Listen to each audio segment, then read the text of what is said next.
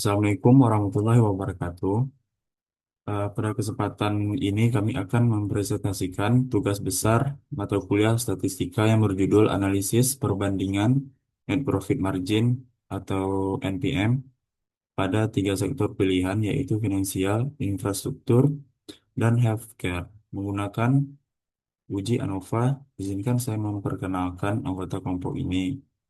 Yang pertama ada Adelia Kusuma Anjani, Zaharan Zilal Sidik, Si- Siki. Yang ketiga ada Saka Fauzi. Yang keempat ada Reza Saibul Amnar. Yang kelima ada Muhammad Zaid Al-Fatih. Oke. Assalamualaikum warahmatullahi wabarakatuh. Perkenalkan nama saya Zaran Zila Sidki dengan NIM 607032300019. Nah, pada kesempatan kali ini saya akan mempresentasikan bab satu dari kelompok saya. Nah, pendahuluan saya akan mempresentasikan bab satu. Nah, yang pertama adalah latar belakang perkembangan pasar modal meningkatkan kebutuhan akan informasi keuangan perusahaan. Salah satu indikator profitabilitas yang sering digunakan adalah net profit margin atau NPM. Nah, NPM menunjukkan kemampuan perusahaan menghasilkan laba bersih setiap penjualan. Nah, penelitian menggunakan data finansial data dan rasio Januari 2026 yang diterbitkan oleh Bursa Efek Indonesia atau BEI. Lanjut ke tujuan utama penelitian, yaitu mengetahui apakah terdapat perbedaan rata-rata NPM pada ketiga sektor menggunakan one way ANOVA. Sampel terdiri dari 36 perusahaan, yaitu pertama 12 financials, 12 infrastruktur, yang ketiga 12 healthcare. Kita lanjut.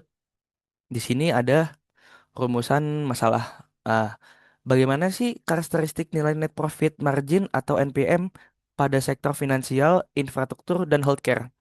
Yang kedua, apakah terdapat perbedaan rata-rata NPM antar ketiga sektor? Yang ketiga, bagaimana hasil pengujian one way ANOVA dalam menentukan perbedaan rata-rata NPM antar sektor? Nah, tujuan penelitiannya yang pertama, mendeskripsikan karakteristik nilai net profit margin atau NPM. Yang kedua, menganalisis perbedaan NPM pada tiga sektor perusahaan. Yang ketiga, menguji signifikan perbedaan rata-rata NPM menggunakan metode one way ANOVA. Lanjut ke target luaran. Nah, dataset perusahaan berdasarkan sektor industri. Yang kedua, statistik deskriptif karakteristik NPM. Yang ketiga, hasil pengujian one way ANOVA. Yang keempat, laporan penelitian yang memuat proses pengumpulan data, analisis, dan interpretasi hasil. Kita lanjut ke manfaat penelitian. Nah, di sini manfaat penelitian itu ada empat, yaitu yang pertama bagi mahasiswa. Nah, bagi mahasiswa itu untuk apa sih, teman-teman? Yang pertama, memahami penerapan metode one way ANOVA. Yang kedua, meningkatkan kemampuan analisis data kuantitatif. Nah, selanjutnya, bagi akademisi menjadi referensi penerapan statistik pada bidang keuangan. Yang ketiga, bagi investor dan masyarakat memberikan gambaran kondisi profitabilitas perusahaan berdasarkan sektor. Lanjut ke bagian perusahaan, menjadi bahan evaluasi terhadap kinerja profitabilitas berdasarkan nilai NPM. Nah, mungkin cukup itu saja dari saya bab satu, lanjut ke bab 2. Pada bab 2 mengenai tinjauan pustaka, variabel utama yang menjadi fokus dari penelitian kita kali ini adalah net profit margin atau NPM. Secara mendasar, NPM merupakan rasio profitabilitas yang mengukur seberapa efisien perusahaan dalam menekan biaya operasionalnya demi menghasilkan laba bersih dari setiap penjualan. Rumus yang digunakan adalah laba bersih dibagi penjualan bersih dikali 100%. Rasio ini menjadi indikator penting untuk membandingkan profitabilitas baik antar perusahaan maupun antar sektor industri. Nah, setelah kita mengetahui cara untuk mengukur rasio keuntungan ini, Pertanyaannya adalah apa dampak besar dari angka NPM ini bagi sebuah korporasi atau bagi sebuah perusahaan? Angka NPM ini tidak berdiri sendiri, melainkan menjadi cerminan langsung dari kinerja keuangan perusahaan secara menyeluruh. Nah, selanjutnya ada kinerja keuangan. Kinerja keuangan pada dasarnya adalah potret atau rapor kesehatan finansial suatu perusahaan. Di sini kita menilai bagaimana pihak manajemen mampu mengelola seluruh sumber daya dan aset yang mereka miliki untuk mendatangkan profit secara optimal. Salah satu cara yang paling valid untuk mengujinya adalah melalui analisis rasio keuangan, yang mana di dalam penelitian ini difokuskan pada rasio profitabilitas atau NPM. Perusahaan dengan kinerja yang sehat akan menghasilkan laba yang konsisten, dan informasi ini menjadi basic krusial bagi investor maupun kreditur dalam mengambil keputusan investasi. Setelah kita mengetahui bahwa kinerja keuangan yang baik adalah incaran dari semua pihak, namun dalam realitas bursa saham, kita tidak bisa menyamaratakan standar kinerja keuangan ini. Mengapa? Karena setiap sektor industri memiliki karakteristik operasional yang sangat kontras, yang memicu terjadinya perbandingan NPM antar sektor.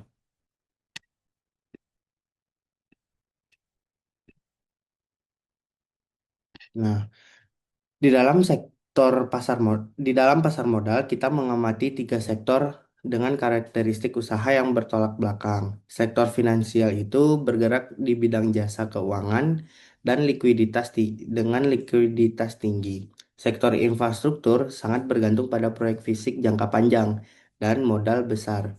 Sementara sektor healthcare berfokus pada penyediaan produk dan layanan kesehatan masyarakat. Perbedaan fundamental ini secara logis memungkinkan adanya perbedaan nilai NPM yang cukup besar antar sektor tersebut. Namun sebagai peneliti kita tidak bisa berasumsi hanya melihat dari sampel saja. Kita membutuhkan pembuktian ilmiah. Apakah perbedaan tersebut benar-benar nyata atau hanya kebetulan?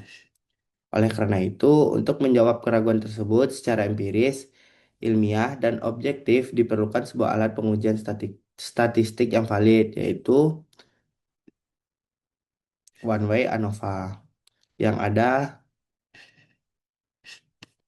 pada slide berikutnya.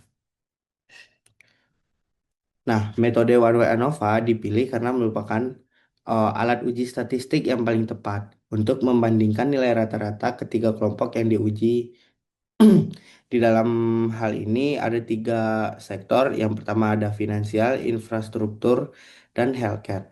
Hipotesis yang kita ajukan adalah H0 tidak ada perbedaan rata-rata NPM yang signifikan dan H1 minimal ada satu sektor yang rata-ratanya berbeda. Keputusan ilmiah yang akan diambil berdasarkan nilai p-value di bawah ini 0,05.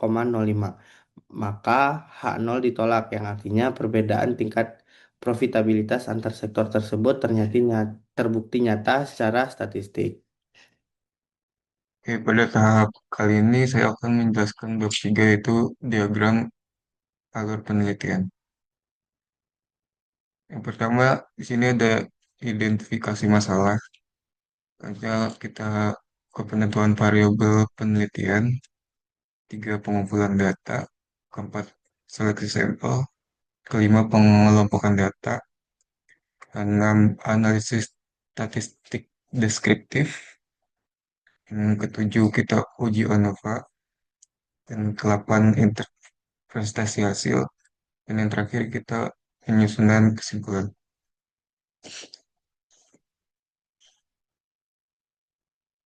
Selanjutnya penjelasan tahapan alur flowchart penelitian. Yang pertama identifikasi permasalahan. Pada tahap ini dilakukan identifikasi mengenai perbedaan profitabilitas perusahaan pada sektor healthcare, infrastruktur, dan financial yang terdaftar di Bursa Efek Indonesia.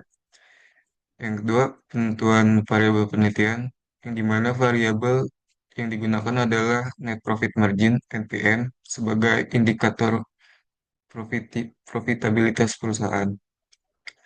Selanjutnya ada pengumpulan data.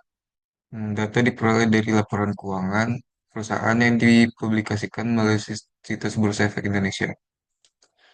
Selanjutnya ada seleksi sampel. Dari masing-masing sektor dipilih 12 perusahaan dengan nilai NPM tertinggi, sehingga total sampel yang digunakan sebanyak 36 perusahaan. Selanjutnya pengelompokan data. Data NPM dikelompokkan menjadi 3 kelompok, yaitu sektor healthcare, infrastructure, and financial. Selanjutnya uji ANOVA. Pengujian dilakukan untuk mengetahui apakah terdapat perbedaan rata-rata NPM yang signifikan antara ketiga sektor. Dan selanjutnya interpretasi hasil. Hasil pengujian dianalisis berdasarkan nilai F-statistik dan F-table yang diperoleh. Dan yang terakhir ada penyusunan laporan. Tahap terakhir adalah penyusunan laporan berdasarkan hasil analisis yang telah dilakukan. Baiklah, di sini saya akan menjelaskan bab 4 hasil implementasi dari apa yang telah kita kerjakan. Yang pertama itu ada data sampel penelitian. Berikut adalah sampel 12 perusahaan dengan NPM tertinggi yang diambil pada PT Bursa Efek Indonesia. Nah, berikut adalah hasil statistik deskriptifnya. Jadi di sini ada jumlahnya, di sini ada rata-ratanya, dan di sini ada variansinya. Berdasarkan hasil statistik deskriptif, sektor finansial memiliki rata-rata NPM tertinggi sebesar 13.348,75%, diikuti sektor infrastruktur sebesar 285,58%, dan healthcare sebesar 62,49%. Nah, untuk melakukan perhitungan ANOVA dilakukan untuk mengetahui apakah perbedaan rata-rata NPM pada 3 sektor tersebut signifikan secara statistik. Perhitungan dilakukan dengan taraf signifikansi 5% atau alfa 0,05. Berikut adalah uji ANOVA yang dilakukan secara manual dan yang dilakukan secara otomatis melalui tools data analisis. Untuk secara manual, step ANOVA yang pertama adalah menentukan H0 dan H1-nya dulu. Lalu yang kedua, menentukan nilai alfa. Diketahui tadi alfanya adalah 0,05. Lalu hitung variansi antar kelompok, yaitu between dan within group. Hitung rata-rata NPM setiap sektor finansial, infrastruktur, dan healthcare. Nah, pertama-tama kita harus menghitung rata-rata masing-masing kelompok. Rata-rata untuk sektor finansial adalah 13.348,750. Lalu untuk sektor infrastruktur rata-ratanya adalah 285,583. Lalu untuk sektor healthcare rata-ratanya adalah 62,489. Total rata-rata untuk keseluruhan data adalah 4.565,608. Dengan menggunakan rumus sebagai berikut, yaitu rata-rata pada masing-masing kelompok dikurangi dengan rata-rata total dan dikuadratkan, lalu dikalikan dengan jumlah data pada masing-masing kelompok. Dan rumus ini ditambahkan, didapatlah hasil untuk SSB. Nah, yang pertama ada sektor finansial. Sektor finansial itu rata-rata sektor finansial dikurangi dengan total rata-rata, lalu dikuadratkan dan dikalikan dengan 12, yaitu sampel pada perusahaan sektor finansial, didapatlah 77.143.592,175. Untuk sektor finansial juga seperti itu. Jadi 285,583 dikurangi dengan 4.565,608. Nah, hasilnya dipangkatkan dan dikalikan dengan 12, yaitu sampel pada perusahaan sektor infrastruktur. Didapatkan hasilnya adalah 18.318.600 6,867. Begitu juga dengan sektor healthcare, 62,489 dikurangi dengan 4.565,608 dikuadratkan dan dikalikan dengan 12, didapatlah hasilnya 20.278.074,724. Lalu untuk menghitung SSB, kita harus menjumlahkan semua perhitungan tadi. 77.143.592,175 ditambah dengan 18.318.606,867 ditambah dengan 20.278.074,724. Hasilnya adalah 1.388.285,199.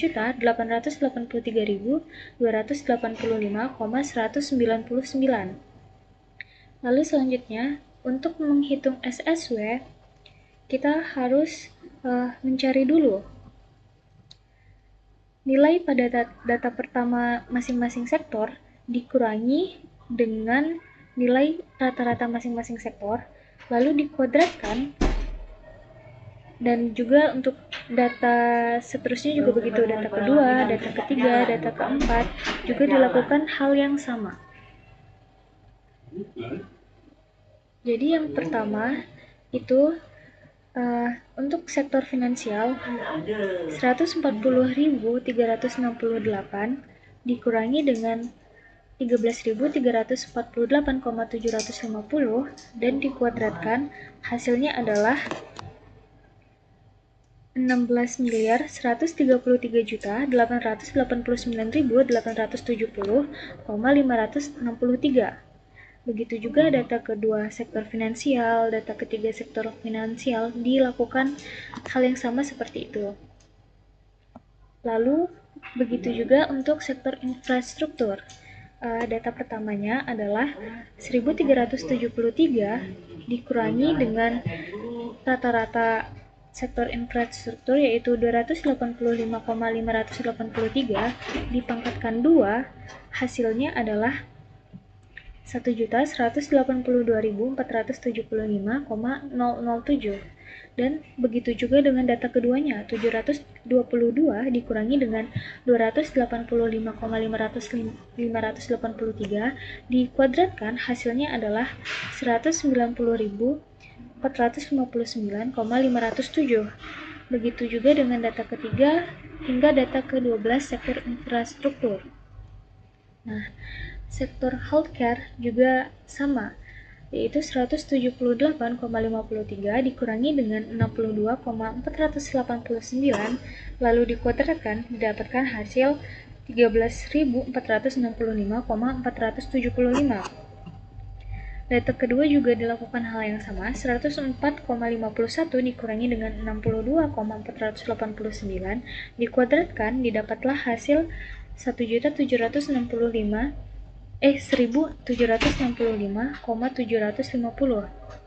Begitu juga dengan data ketiga hingga data ke-12 dilakukan hal yang sama. Lalu setelah didapatkan hasil ini yang di dalam kurung ini, kita harus menjumlahkannya. Nah, didapatlah jumlah dari sektor finansial yaitu 825.806.250. Lalu pada sektor infrastruktur juga sama dijumlahkan sehingga didapat 1.621.918,917. Dan juga pada sektor healthcare jumlahnya adalah 22.128,752. Setelah itu, total pada masing-masing sektor ini dijumlahkan dan didapatlah hasil 17.827.150.919,919. Lalu selanjutnya kita harus menghitung derajat kebebasan, yaitu DF between dan DF within. DF between ini rumusnya adalah K dikurangi 1, di mana K itu adalah jumlah kelompok. Nah, jumlah kelompok di sini ada 3, yaitu sektor finansial, infrastruktur, dan juga healthcare. 3 dikurangi 1 didapatlah 2, jadi DF between-nya adalah 2. Dan DF within rumusnya adalah N dikurangi K, dan N itu adalah totalan data. Jumlah totalan data di sini adalah 36, yang mana 12 pada masing-masing sektor dan jumlah kelompoknya ada 3. 12 dikali 3 adalah 36. Jadi 36 dikurangi 3 adalah 33. Lalu kita harus menghitung MSB-nya. MSB didapat dari SSB dibagi dengan DF between. Nah, tadi sudah diketahui SSB-nya adalah segini dan dibagi dengan DF between-nya 2, sehingga didapat hasilnya 694.441.642,599. Dan juga MSW. Rumus dari MSW-nya adalah SSW yang tadi kita sudah diketahui hasilnya dibagi dengan DF within. DF within-nya adalah 33. Nah, didapat hasilnya adalah 540.216.669,573. Lalu selanjutnya kita harus menghitung F statistik atau F hitung atau F stat, yaitu rumusnya MSB dibagi dengan MSW. Didapat hasilnya 1,285487,253 dan seterusnya. Lalu kita harus membandingkan dengan F table, di mana ini 0,05 adalah alfanya, 2 ini adalah DF between-nya, dan 33 ini adalah DF within-nya, 33. Didapatlah hasil dari F table menggunakan rumus ini adalah 3,284917,651. Lalu kita harus membuat keputusan dengan membandingkan terlebih dahulu antara F stat dengan F table, yang mana hasilnya F stat ternyata lebih kecil daripada F table. Berarti H0 gagal ditolak atau H0 diterima. Artinya, berdasarkan sampel 12 perusahaan NPM tertinggi pada masing-masing sektor, tidak terdapat perbedaan rata-rata NPM yang signifikan antara sektor finansial, infrastruktur, dan healthcare pada taraf signifikansi 5%.